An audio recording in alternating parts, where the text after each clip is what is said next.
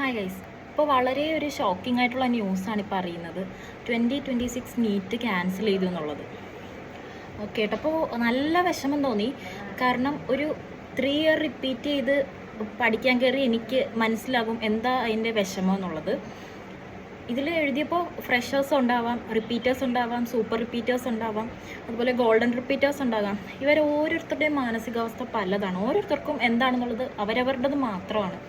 കുറേ പേർക്ക് ഈ ഒരു എക്സാം നല്ല എക്സാം ആയിരുന്നു. അപ്പോൾ അവരൊക്കെ ഏതൊക്കെയോ മെഡിക്കൽ കോളേജിൽ സീറ്റ് കിട്ടും എന്നൊക്കെ മനസ്സിൽ നല്ല സ്വപ്നം കണ്ട് അത്രയും സ്വപ്നം കണ്ട് പഠിക്കുന്നവരാണ് ഈ നീറ്റ് പഠിക്കുക എന്നുള്ളത്. ഓരോരുത്തരുടെയും അത്രയും വലിയ സ്വപ്നമായിരിക്കും നീറ്റ് എന്നുള്ളത്.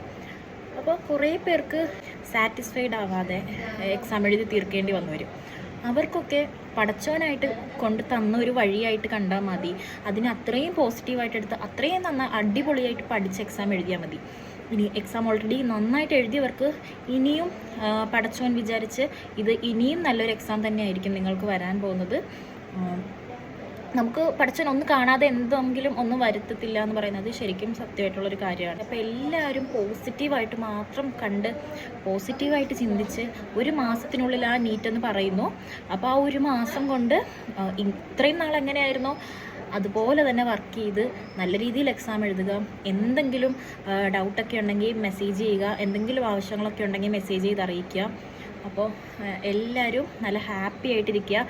സ്ട്രെസ്സൊക്കെ മാറ്റി ഒരു ടെൻഷനും വേണ്ട. ഇനിയിപ്പോൾ എന്തായാലും നമ്മൾ ഓൾറെഡി ഒന്ന് എഴുതിയതാണ്, നമുക്കപ്പോൾ ഒന്നും കൂടെ കവർ ചെയ്ത് കഴിഞ്ഞാൽ എല്ലാം കംപ്ലീറ്റ് ആവുന്നവരുണ്ടാകും. അപ്പോൾ ഫ്രഷേഴ്സും റിപ്പീറ്റേഴ്സും റിപ്പീറ്റേഴ്സും ഒക്കെ നല്ല രീതിയിൽ പ്രാക്ടീസ് ചെയ്ത് ഒരു എക്സാം എഴുതുക. അപ്പോൾ അത്രേ ഉള്ളൂ. ബൈ.